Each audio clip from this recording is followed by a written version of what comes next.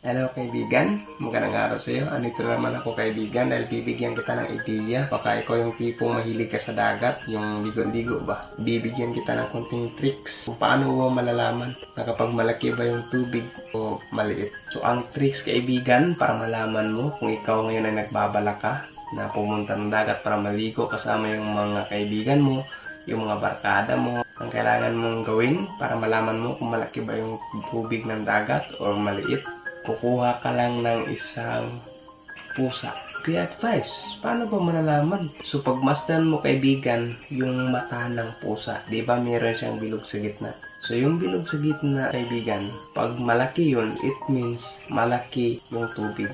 Pero pag once lumiit yun, kasi pag ganun yung shape niya.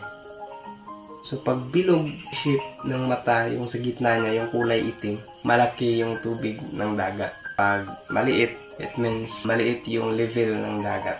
So yan lang kaibigan, sana nakatulong tong short video na to para kung sakaling gagana ka man or mag-swimming ka kasama yung mga kaibigan mo, meron ka ng idea. Bye!